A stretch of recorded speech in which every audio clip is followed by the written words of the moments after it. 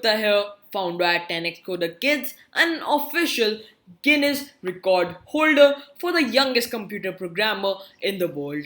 And today you are gonna be learning your class ninth Python chapter 2, that is data types and operators in Python, on page number 15.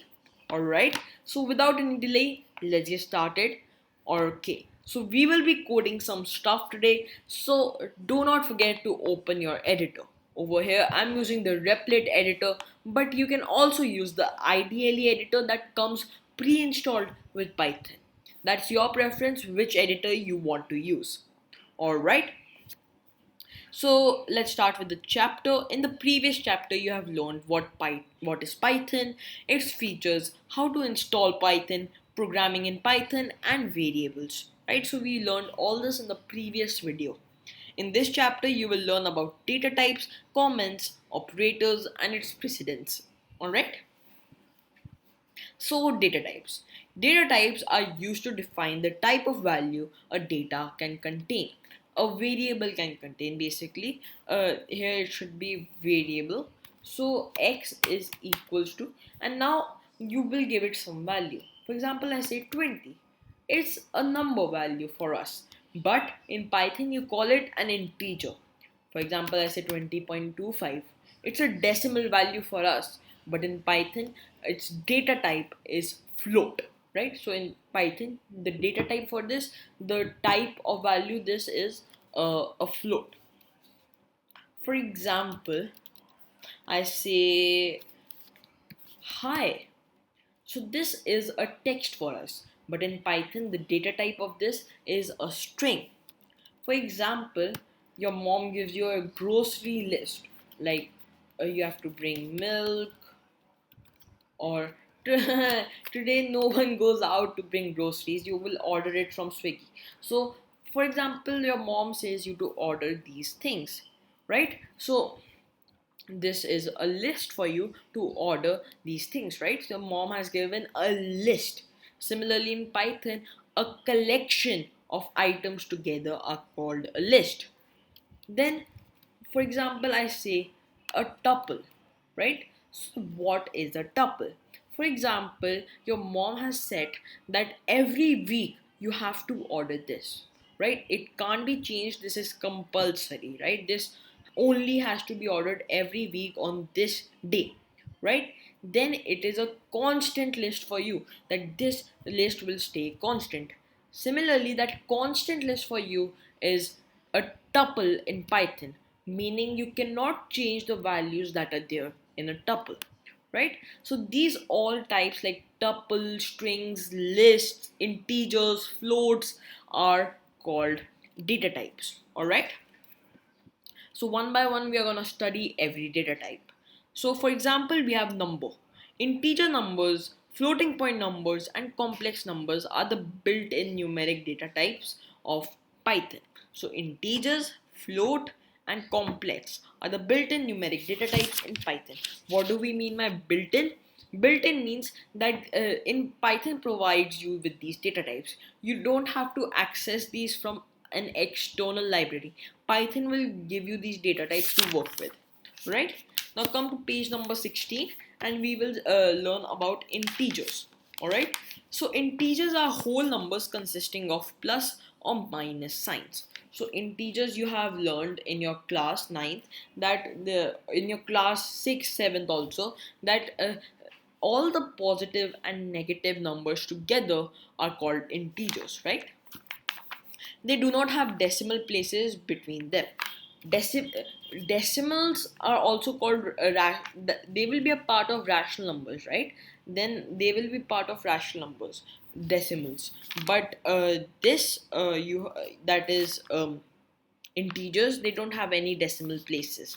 So an integer is 20.0000, because 20.000 is 20, but an integer cannot be 20.00000001, right? Because here there's a value after the point. When it was 0000, there was no value after the point. This can be considered as 0, right? And when you say 00001, there's a value after the point that needs to be considered, right? So the range of integer can be from minus 2147483648 to 2147483647, right? So this can be the range of integers. You don't have to learn this. This won't come in the test. All right. Next, you can remember that it is like ones, tens, 100,000, 10,000, 100,000, 100,000, million, 10 million, 100 million, a billion. So it starts from negative 2 billion and goes till some 2 billion value. All right. Float. Now, float data types represent numbers that can contain a decimal point, or you can say rational numbers. For example, 0.6 minus 3.257 are called floating point numbers. These numbers can also be written using E or capital E to represent the power 10.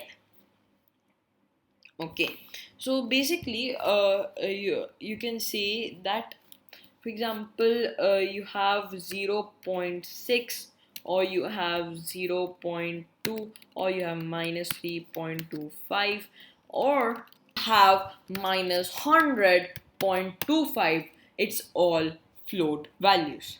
Right, next we are gonna move on to complex numbers. A complex is a number that is written in the form of a plus bj. So you would be wondering, a is 2. Let's take, for example, A to be 2. Let's take B to be 3. What is J? Why not C or something? What is J? So J will remain there only, right? J won't be changed. What is J? J is basically root minus 1. Now, root minus 1 cannot exist, right? Because root minus 1 is an imaginary part. So, for example, if you say x is equals to root minus 1, that will be equals to x square equals to minus 1. And we know x square can never be equal to minus 1. So, root minus 1 is an imaginary part, right? That you will be learning about in class 11th, right? But this is how complex numbers are represented. Sets. Now we are gonna move on sets. So for example, we say x is equals to, and let's read about sets. Set is a mutable unordered collection of values of any type with no duplicate elements, meaning that a set is mutable, meaning that whenever I add like hi and I, so over here in this we can add elements to it and subtract elements from it, right? It's an unordered collection of values, meaning that sometimes, for example, you want to print x, sometimes hi will come first, sometimes I will come first, right? So if I run this, like I came first, so hi will also come first at some time. All right, so it's unordered. All right. uh, of any type values can be there. So here I have string, I can also have numbers, I can also have booleans, I can also have lists, like, and I can also have other sets in this, right? Pretty cool. And you cannot have duplicate elements. For example, I added true already. If I try to add true once again, this will give us an error, right? Because because you can't repeat elements. When I remove true, I won't get an error. Okay, so unhashable type. Okay, so I think it's not able to detect the list. Okay,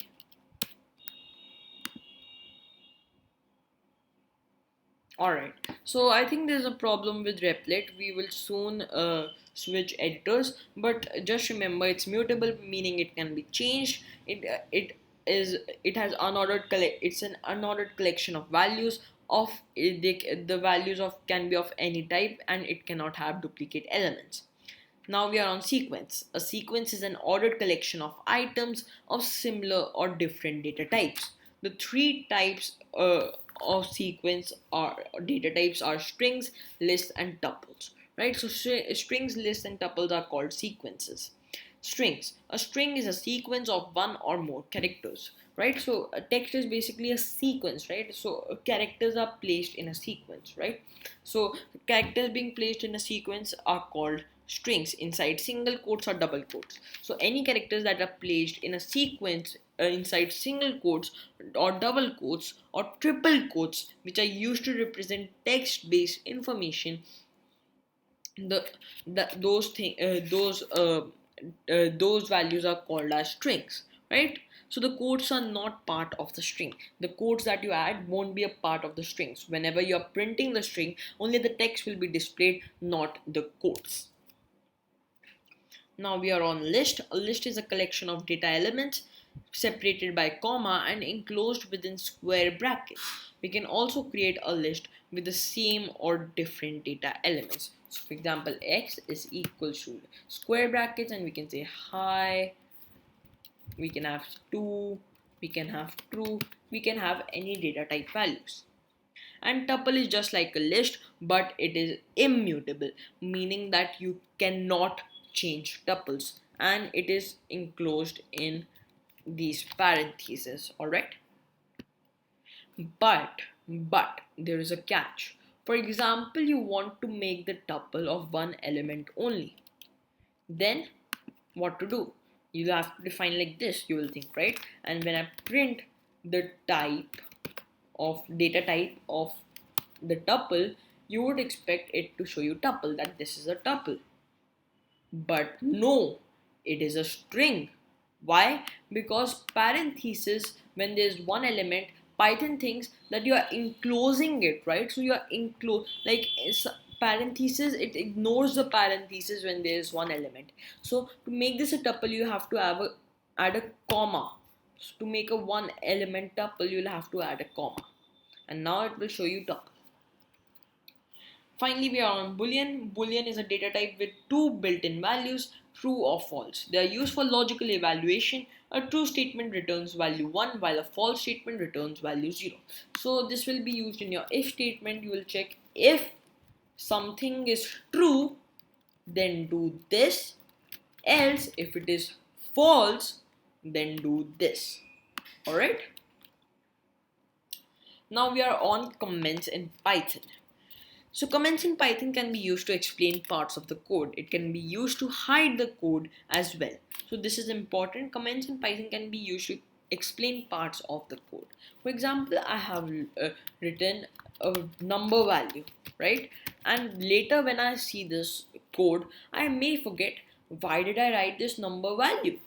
I can add a comment that this is for the YouTube video, and then I will remember, this is why I made this variable, right? So it's sometimes difficult to understand your code that you have written yourself when you are reviewing it after 6 months or an year, right? So to avoid confusion, you can add comments.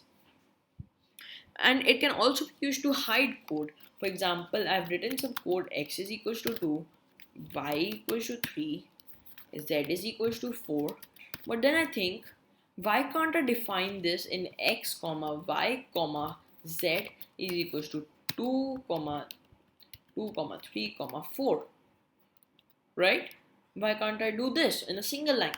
So what I can do, I can comment this code instead of deleting, remembering that first I did this, now I improve my code and did this in one single statement, right? Pretty cool. Comments enable us to understand the way the program works.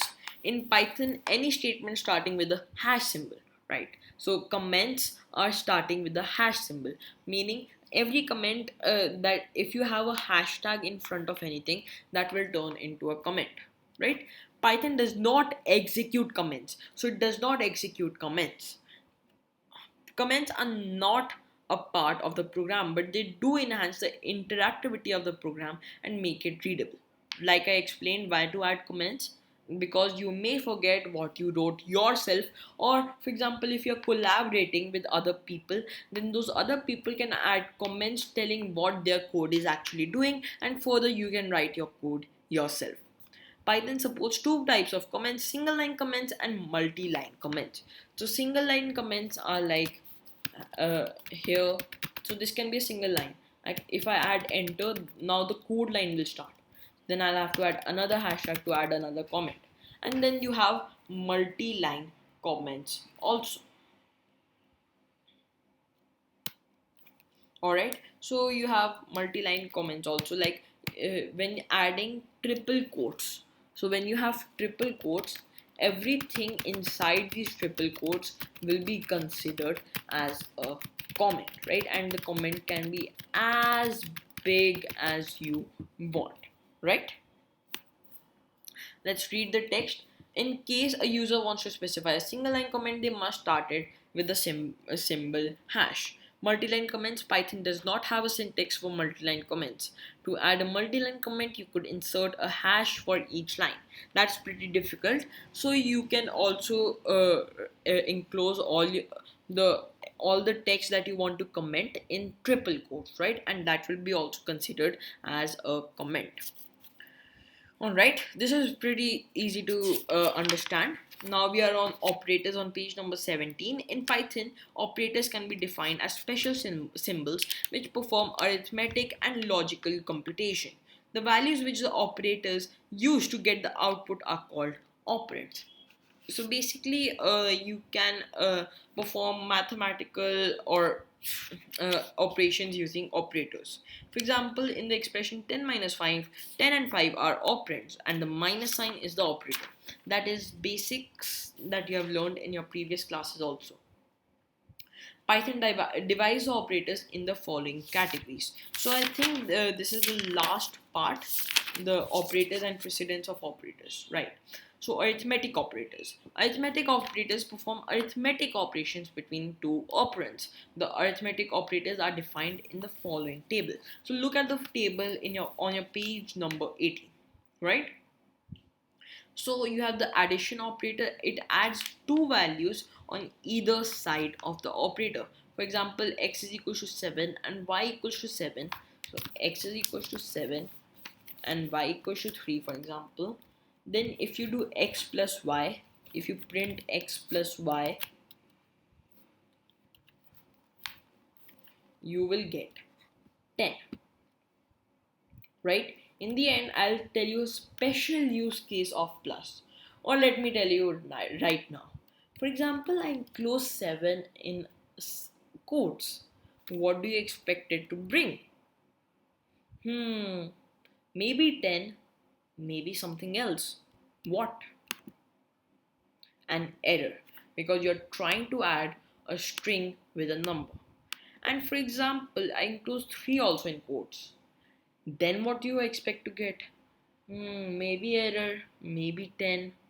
Let's see.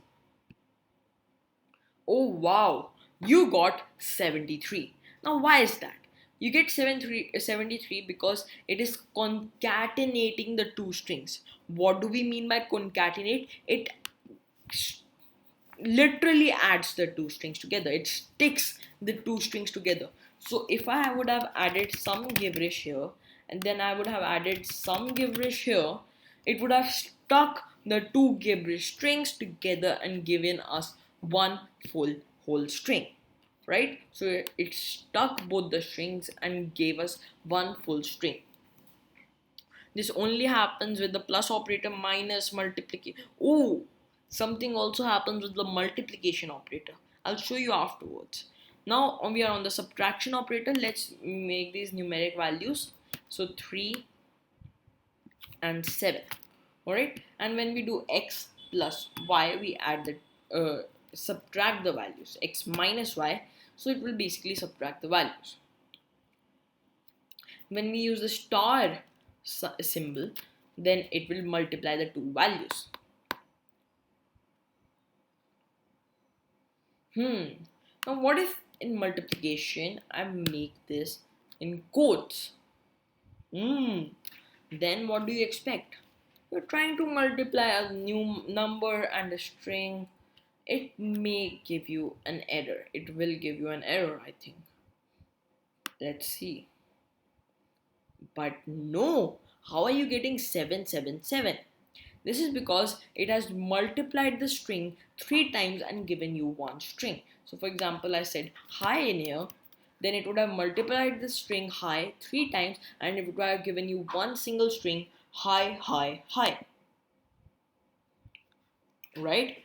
Very, very cool stuff. Next, division. So for example, let's do the 6. So we can say 6 divided by 3. It starts, division sign is from the slash. So if you do 6 divided by 3, you will get the output. Then you have modulus. So when you see over here, the output is 2.0. It's not 2 because this is float division. This intends to return you a float value always. Right? So when you do 7 divided by 3, you get 2.33333335. Right? Okay, pretty cool. Now we are on the modulus operator. It divides left hand operand by right hand operand and returns the remainder. So when we divide this 7 divided by 3, the remainder is 1. So it will always give you the remainder. Alright, exponentiation, right? So if you do 6 raised to the power of 3, so this is basically to the power. So 6 raised to the power 3, 6 into 6, 36, 36 into 6, 216, right? And then you have floor division. So if I do x divided by y, floor division, then what will happen? Then you will get 2, not 2.0, because this does not intend to give you a float value. It intends to return you an integer value. For example, I said 7 divided by 3, then it will give you 2, right? Because it has rounded off the value. If I do 8 divided by 3, okay, so it's floor division. It does not round off the value. So if you do normal 8 divided by 3, what will you get? You will get 2.666666, right? And you see that now when you do floor division, it will just cut off the decimal and give you the value. Right? So it's floor division. It will just cut off the decimal. If the decimal is like 2.999999 also, then also it will cut off the decimal. Right? Pretty cool. Next, we are on assignment operators. Right. So the assignment operators are used to assign the value of the right expression to the left operand. So what this means is that the assignment operator is basically used to set the value, like z is equals to 2, right? So equals to is an assignment operator that is setting the value of z to 2. All right. Assignment operators are described in the following table on your page number 19. So the equal is the assignment, its name is assignment, right? So equal operator's name is assignment. It assigns the value of operand on the right side to the left hand side operator. Sorry, operand. Left side operand. So for example, we say x equals to 7. So the left operand has the value equal to the right operand. Alright? Next, we are on addition assignment. So addition assignment is basically plus equals to, right? And it adds right operands to the left operand and assigns the result to the left operand. X plus equals to is equivalent to x is equals to x plus 3. So for example, you have z, right? Or let's say x. So you have x is equals to 8, right? And then we are doing x plus equals to 3. So what this will do, this will add the value of 3 in the previous x value and return the full x value. So here what it is doing, it will add the x value that was 8 plus whatever was we have given here, right? That is 3. So 8 plus 3 is equals to 11 and x is equals to now 11, right? This is equivalent to x is equals to x plus 3. So x is 8, 3 is 11, 3 plus 3, 8 plus 3, 11 and x is equals to 11, right? So the shorthand for this is plus equals to, right? You could also do this with strings. For example, I said 8 and then I added 3 in it. So it would have concatenated the two strings, meaning you would have gotten 83. It would have joined or stuck the two strings together. Okay, we have not printed X. So let's print X.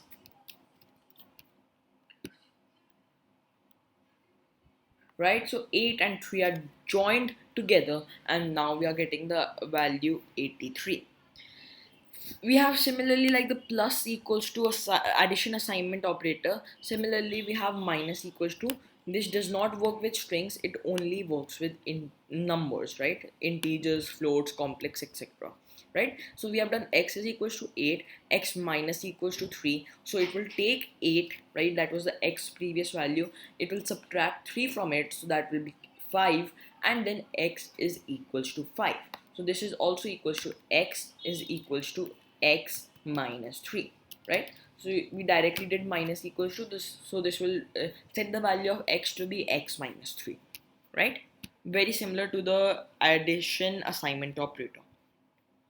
Next we have the multiplication assignment operator, and this also works with strings. So if I said 8 multiply equals to 3, so this will multiply 8 3 times, right? And give us 888, and x will be a string 888. So if we print x, like we did arithmetic operators, when we multiplied a string and a number, then the string is repeated that many times and is then the repetition is there in one string, and we get the one full string after the repetition. Similarly, when we are doing 8 into 3, 888, right? So 888, we are getting 3 strings, then they are joined together, so 888 are now there in one string. That is the value of x.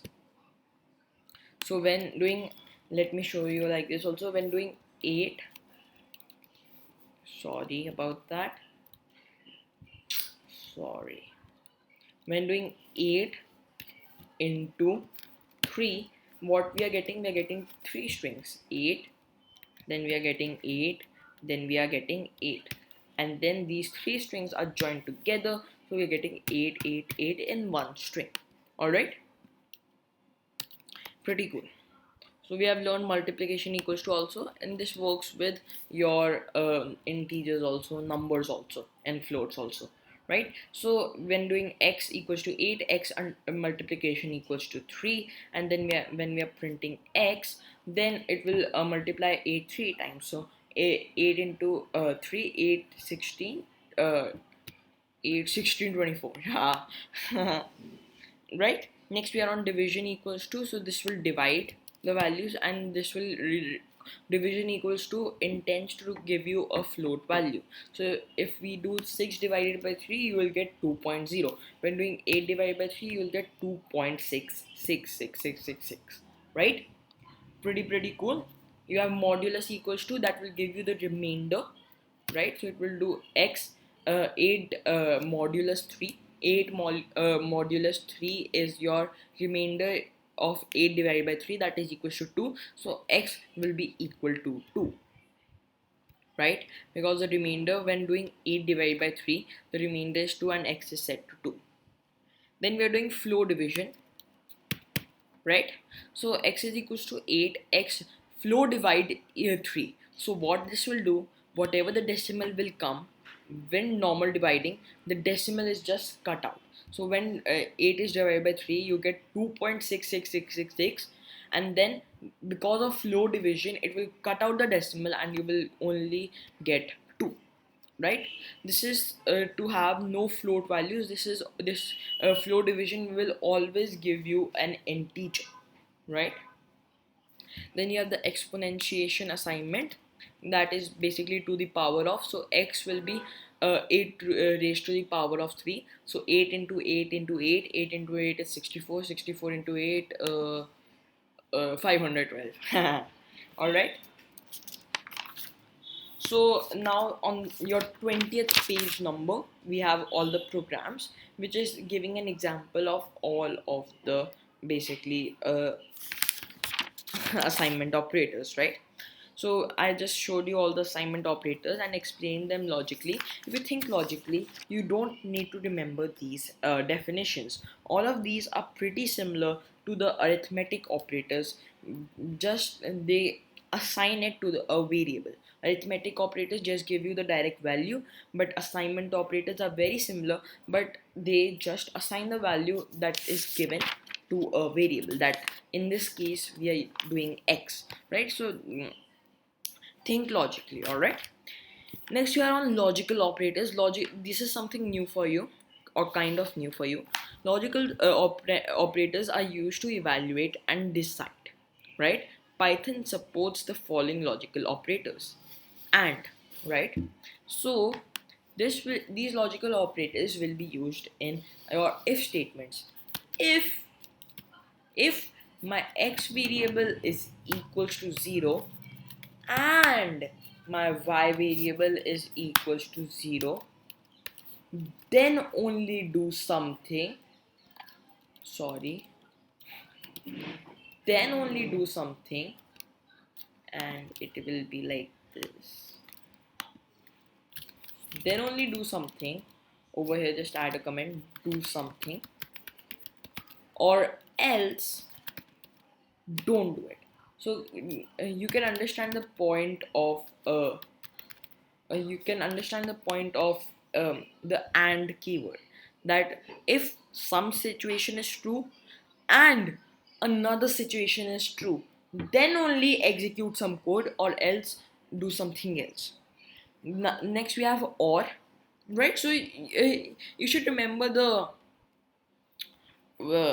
what we say, the description of all these logical operators. So it returns true if both operands are true. So if this operand and this operand gives you true, then it will return you true. And when if statement gets true, it executes the if block.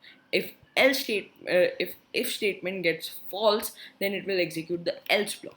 So basically, if we have x is equals to 0, y is equals to 0, and then we do this.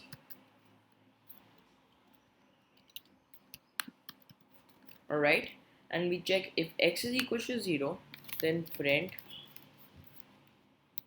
and was tested and got true. And if x and y are not 0, both are not 0, then we will say and was tested and got false. And was tested and got true, because over here and is getting true because x is also 0 and y is equals to 0. All right, when doing or, right, then what it needs to do, it checks that if x is equals to 0, then directly give true, or if y is equals to 0, directly give true. So basically, if we have x equals to 0 and y equals to 5, it will only check if x equals to 0, it is equals to 0, so go in. If we had y equals to 0, x equals to 5, it would have checked if x is equals to 0. Now x is not equals to 0, but don't worry, or if y is equals to 0. Over here y equals to 0. So this or operator returns true whenever one of the operands give you true. Alright, and finally not, right? So you will say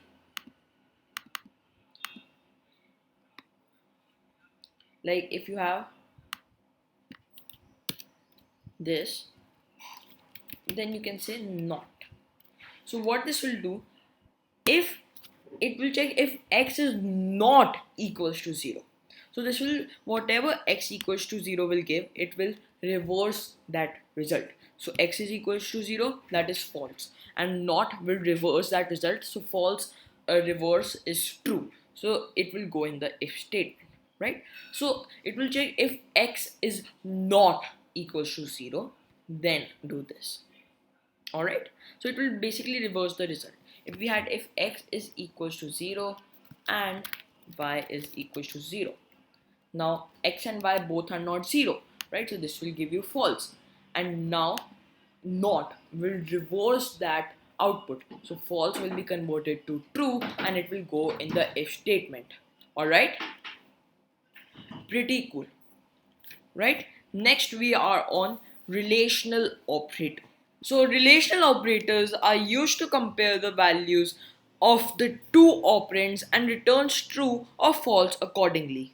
Alright, so what this means, like when we are doing x is equals to y, then what is happening? This equals to operator is a relational operator that checks that if x is equals to y, then give us true or else give us false. Alright, so now over here x is not equals to y, so this will give us false. Alright, so it checks if the value of two operands are equal or not. If yes, then the condition becomes true.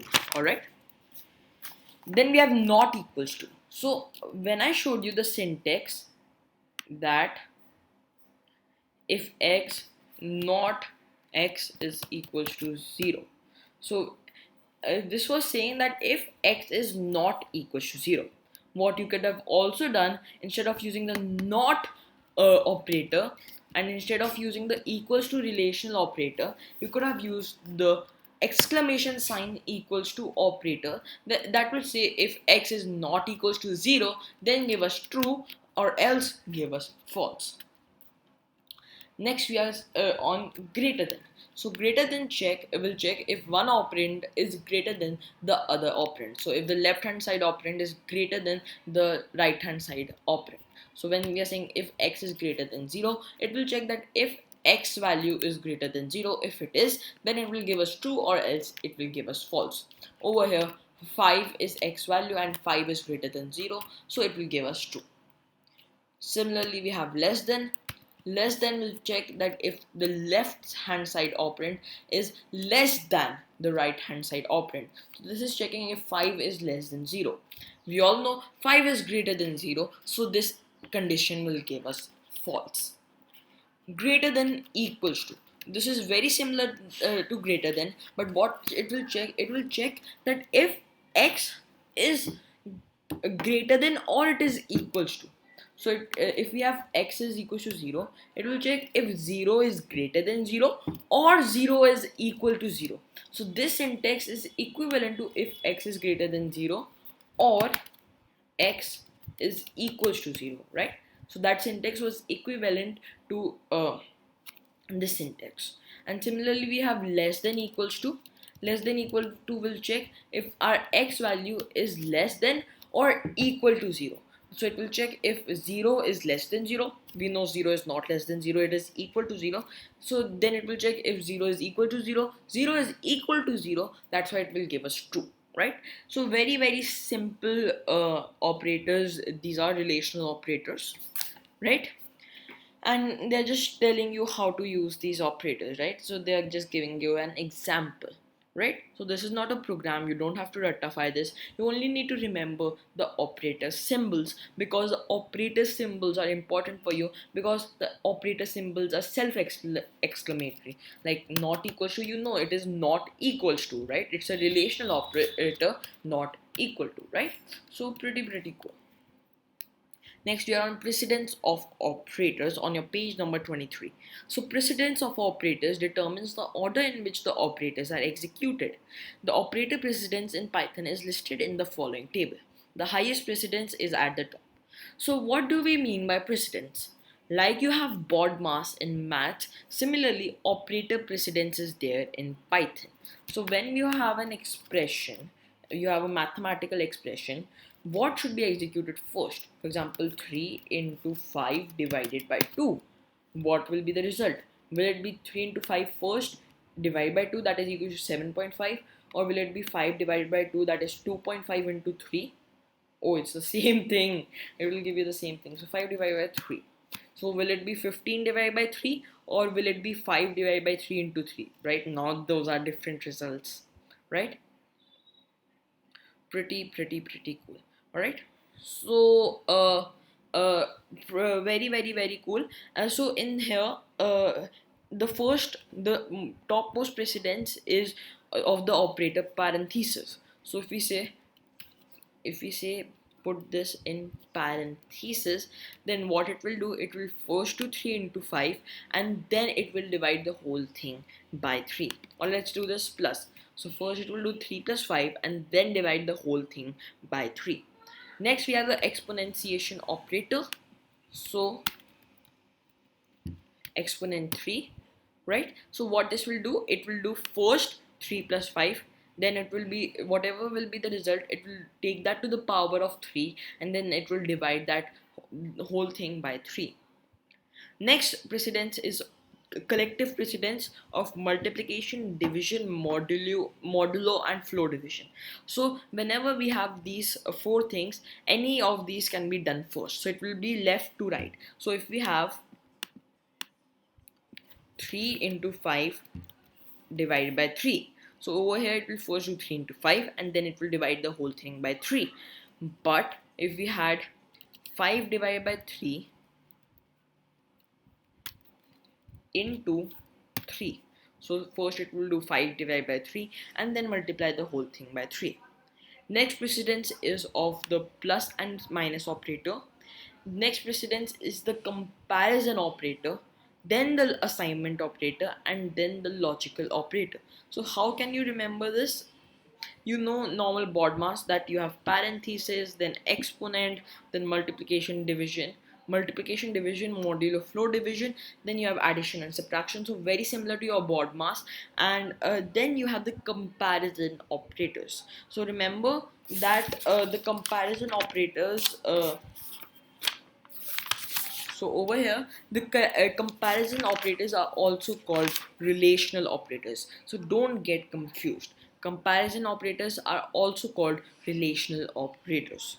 Next you have equals to, plus equals to, minus equals to and all. So after the expression is evaluated, then only it will set the value of any variable. So if we say x is equals to this expression, so this expression will be evaluated first, as its precedence is greater than the equals to operator's precedence, right? It's the precedence of division and multiplication operators is greater than the assignment operator equals to, so it will assign afterwards when this result has been taken out. And the last precedence is the logical operator precedence, that is and, or not. Alright, pretty cool. Now we'll see some programs to subtract two numbers entered by the user. So we learned about input in the previous video. So what we have, a is equals to int. So int will whatever the user enters, we by default get it as an string. So we have to convert it to an integer using the int method. Next we'll use the input method to take the input and tell the user that enter a number, right? Similarly we'll have b, right, that will also take in a number, and then we'll just do print a minus b. So it will subtract the two values and then give us the result. Very simple. This much you learned in your previous class, and in your previous session, and the minus operator you learned today, right? So enter number 2 3, you get minus 1 because 2 minus 3 is minus 1.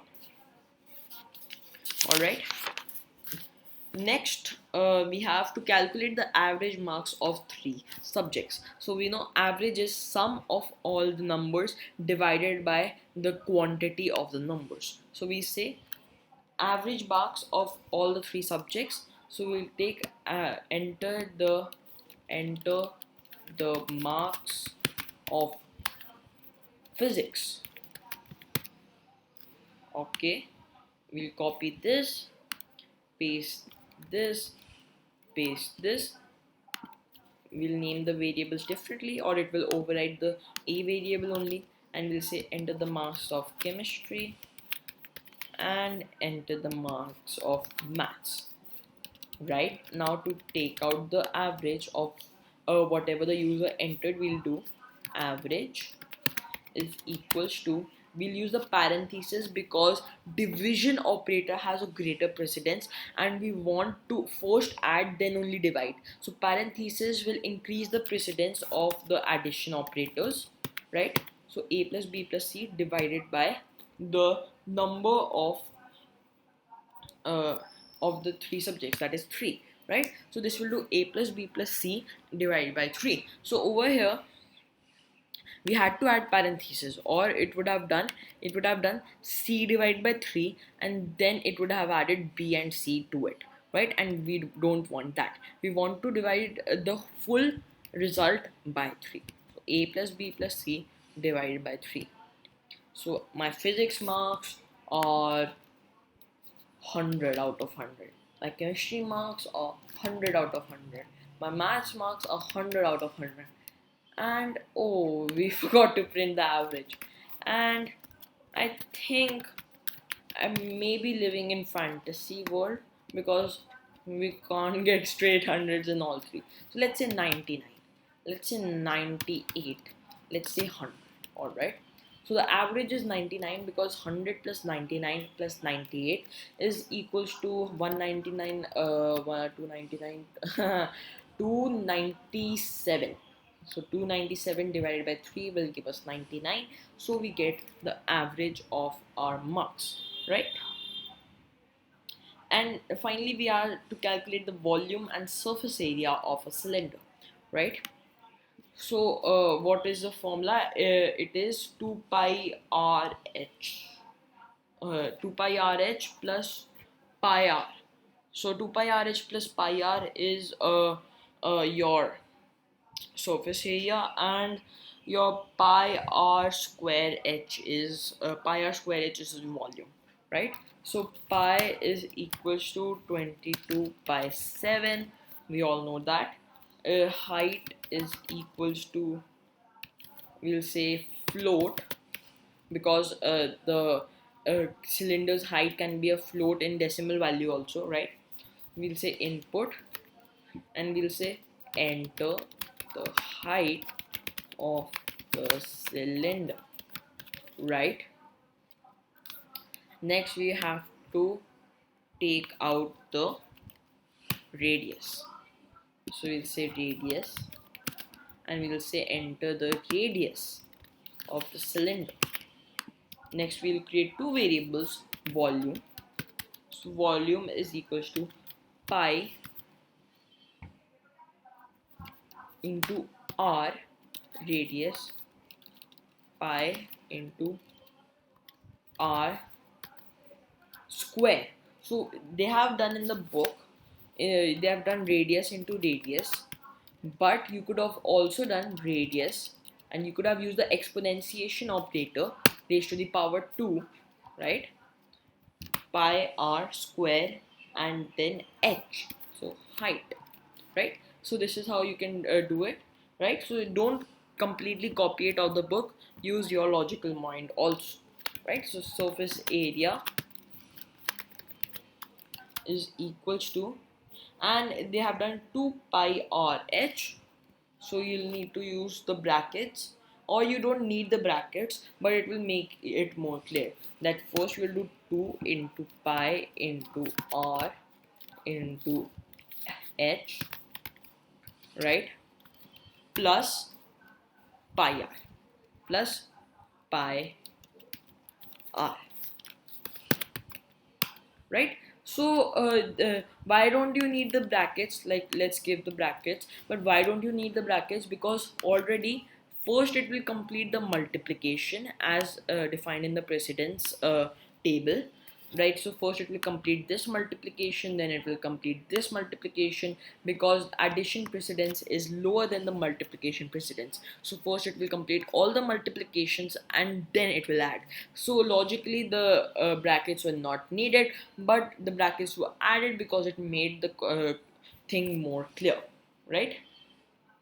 And then we can just print the volume and print the surface area, right? So let's just run this. So it's saying enter the height of the cylinder, let's say 7. Enter the radius of the cylinder, let's say 2. So the volume is pi r square h. So the height was 7. So 22 into r square, 22 into 4, we got 88, right? And over here in surface area, we said 2 pi r h. So 2 pi r h. So we had 44 by 7 height cut, the uh, 7. So 44 into 2. So 44 into 2, 88 plus pi r. So pi was 22 by 7 into radius, that was 2. So 44 by 7 plus it was whatever we had, so we get the surface area. So you get the point. This is how it is done, right? So you need to, for this you need to remember the formula of the volume and surface area, and you know how to take the input and float, right? And everything is normal. You just, so the main, let's revise. So we learned about operators, we learned about data types in this chapter, and we learned about comments. Comments are of three types, two types: multi-line and single line. Or data types, there are many data types. We have integer, float, complex string, list, tuple, boolean, right? And then we had operators. We have four types of operators: assignment operators, arithmetic operators, relational operators, that is also known as comparison operators, and logical operators, right? So this was a pretty simple chapter, and you, if you just revise this yourself, it will be pretty clear to you. And please do not forget to try it out yourself. Try the codes out yourself and try to write them yourself. And if you have any doubt, please comment down below, and I will see you in the next video, guys.